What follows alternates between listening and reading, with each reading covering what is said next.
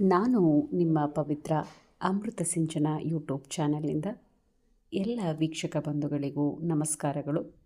ಇಂದಿನ ನನ್ನ ವಿಡಿಯೋದಲ್ಲಿ ಒಂದು ಪುಟ್ಟ ಕಥೆ ನಿಮಗಾಗಿ. ಕೇಳ್ತೀರಲ್ವ? ರಾಮಾಪುರ ಅಂತ ಒಂದು ಊರಿತ್ತು. ಅಲ್ಲಿ ಒಬ್ಬ ರಾಜನಿದ್ದ. ಅವನ ಆಸ್ಥಾನದಲ್ಲಿ ಒಬ್ಬ ಪಂಡಿತನೂ ಇದ್ದ. ಅವನ ಹೆಸರು ನಾರಾಯಣ ಭಟ್ಟ. ಅವನಿಗೆ ಸಕಲ ವಿದ್ಯೆಗಳೂ ತಿಳಿದಿದ್ದವು. ಅವನ ಮಾರ್ಗದರ್ಶನದಲ್ಲಿ ರಾಮಾಪುರ ಸುಭಿಕ್ಷವಾಗಿತ್ತು. ನಾರಾಯಣ ಭಟ್ಟರಿಗೆ ಗುಂಡಾ ಭಟ್ಟನೆಂಬ ಒಬ್ಬ ಮಗನಿದ್ದ. ಶುದ್ಧ ಸೋಮಾರಿ.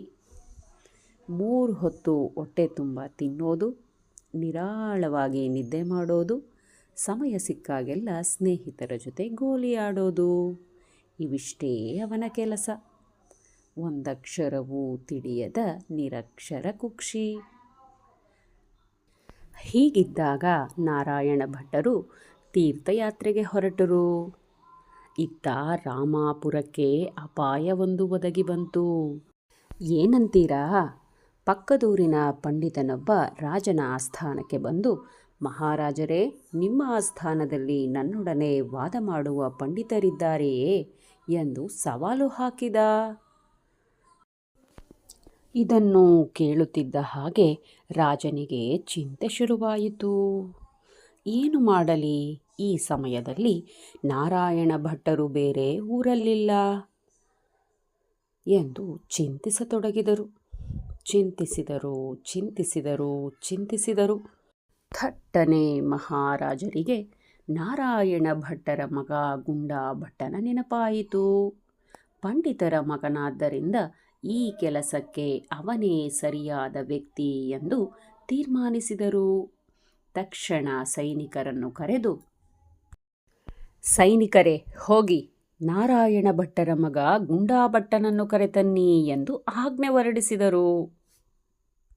ಆದರೆ ಮಹಾರಾಜರಿಗೆ ಗುಂಡಾ ಭಟ್ಟನು ನಿರಕ್ಷರ ಕುಕ್ಷಿ ಎಂದು ತಿಳಿದಿರಲಿಲ್ಲ.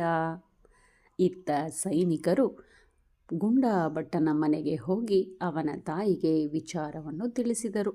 ಗುಂಡಾ ಭಟ್ಟನ ತಾಯಿಗೆ ಭಯ ಶುರುವಾಯಿತು. ಆದರೆ ರಾಜನ ಆಜ್ಞೆಯನ್ನು ಮೀರುವಂತಿರಲಿಲ್ಲ.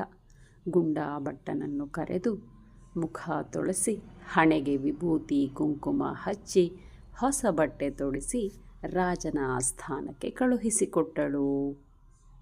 ಮಹಾರಾಜರು ಗುಂಡಾ ಭಟ್ಟನನ್ನು ಕಂಡೊಡನೆ ಕರೆದುಕೊಂಡು ಹೋಗಿ ಪಂಡಿತರ ಎದುರು ವಾದಕ್ಕೆ ಕೂರಿಸಿದರು.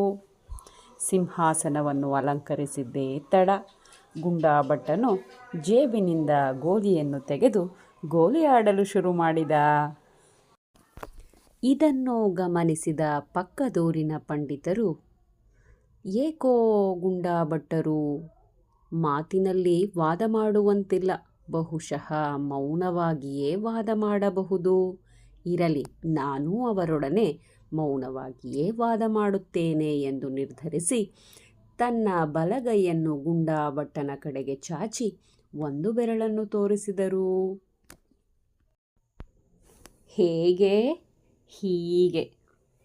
ಇದನ್ನು ಗಮನಿಸಿದ ಗುಂಡಾ ಭಟ್ಟನು ನಿನಗಿಂತ ನಾನೇನು ಕಡಿಮೆ ಎನ್ನುವಂತೆ ತನ್ನ ಬಲಗೈಯನ್ನು ಪಕ್ಕದೂರಿನ ಪಂಡಿತರೆದುರು ಚಾಚಿ ತನ್ನ 2 ಬೆರಳುಗಳನ್ನು ತೋರಿಸಿದ. ಹೇಗೆ? ಹೀಗೆ. ಮತ್ತೆ 2ನೇ ಬಾರಿಗೆ ಪಂಡಿತರು ತಮ್ಮ ಬಲಗೈಯನ್ನು ಮುಂದೆ ಮಾಡಿ 5 ಬೆರಳು ತೋರಿಸಿದರು. ಹೇಗೆ? ಹೀಗೆ.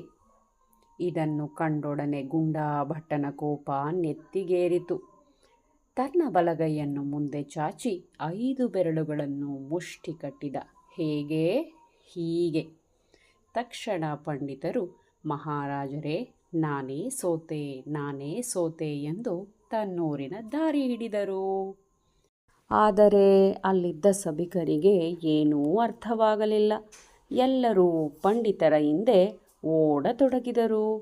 ಪಂಡಿತರೇ, ನಿಲ್ಲಿ, ನೀವು ಗುಂಡಾ ಭಟ್ಟರೊಡನೆ ಏನು ವಾದ ಮಾಡಿದಿರಿ? ನಮಗೇನೂ ತಿಳಿಯಲಿಲ್ಲ ಎಂದು ಪ್ರಶ್ನಿಸಿದರು. ಅದಕ್ಕೆ ಪಂಡಿತರು, ನಿಮ್ಮ ಗುಂಡಾ ಭಟ್ಟರು ಬಹಳ ಜ್ಞಾನಿಗಳು. ನಾನು ಅವರೆದುರು ಒಂದು ಬೆರಳು ತೋರಿಸಿ ಮನುಷ್ಯನ ಜಾತಿ ಒಂದೇ ಎಂದೆ. ಅದಕ್ಕೆ ಅವ ತನ್ನ 2 ಬೆರಳುಗಳನ್ನು ತೋರಿಸಿ ಮನುಷ್ಯನ ಜಾತಿ 2, ಒಂದು ಗಂಡು ಜಾತಿ ಒಂದು ಹೆಣ್ಣು ಜಾತಿ ಎಂದ. ಮತ್ತೆ ನಾನು ನನ್ನ 5 ಬೆರಳುಗಳನ್ನು ತೋರಿಸಿ ಮನುಷ್ಯನ ದೇಹ ಪಂಚಭೂತಗಳಿಂದಾಗಿವೆ ಎಂದೆ. ಅದಕ್ಕೆ ಅವ ತನ್ನ 5 ಬೆರಳುಗಳನ್ನು ಮುಷ್ಟಿ ಕಟ್ಟಿ ಮನುಷ್ಯನ ದೇಹದೊಳಗೆ ಪಂಚಭೂತಗಳಡಗಿವೆ ಎಂದ. ನನ್ನ ಜ್ಞಾನದ ಮುಂದೆ ಅವರ ಜ್ಞಾನ ದೊಡ್ಡದಲ್ಲವೇ ಎಂದು ಪಂಡಿತರು ನಗುತ್ತಾ ತನ್ನೂರಿನ ದಾರಿ ಹಿಡಿದರು. ಇತ್ತ ಸಭಿಕರು ಮತ್ತೆ ಗುಂಡಾಭಟ್ಟನ ಬಳಿ ಓಡಿ ಬಂದರು.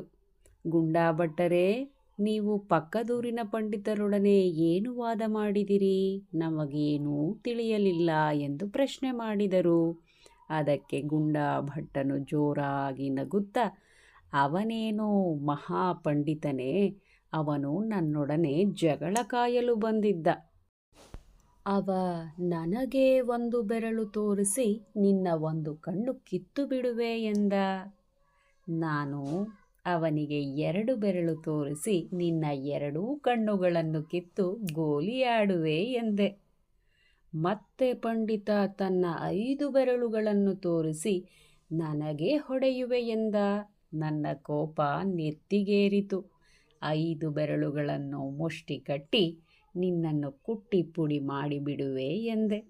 ಹೆದರಿ ಆ ನಿಮ್ಮ ಪಂಡಿತ ಓಡಿ ಹೋದ ಎಂದು ಗುಂಡ ಜೋರಾಗಿ ನಕ್ಕನು. ಕೇಳಿದ್ರಲ್ಲ ಸ್ನೇಹಿತರೆ, ನಮ್ಮ ಪೆದ್ದ ಗುಂಡಾಭಟ್ಟ ಹೇಗೆ ಮಹಾನ್ ಪಂಡಿತನಾದ. ಇನ್ನು ಈ ಕಥೆಯ ನೀತಿ 1, ನಮ್ಮ ಎದುರಿಗಿರುವ ವ್ಯಕ್ತಿಯ ಜ್ಞಾನ ಎಷ್ಟಿರುತ್ತದೋ ಅವರು ನಮ್ಮನ್ನು ಅಷ್ಟೇ ಅರ್ಥ ಮಾಡಿಕೊಳ್ಳಬಲ್ಲರು. ಕಥೆಯ ನೀತಿ 2, ಎಂಥದ್ದೇ ದೊಡ್ಡ ಸಮಸ್ಯೆಗಳಿದ್ದರೂ ಕೆಲವು ಬಾರಿ ಮೌನ ವಹಿಸುವುದರಿಂದ ನಾವು ಅವುಗಳನ್ನು ಪರಿಹರಿಸಿಕೊಳ್ಳಬಹುದು. ಕಥೆಯ ನೀತಿ 3, ಮಾತಿಗೆ ಒಂದೇ ಅರ್ಥ, ಆದರೆ ಮೌನಕ್ಕೆ ಹಲವು ಅರ್ಥಗಳು.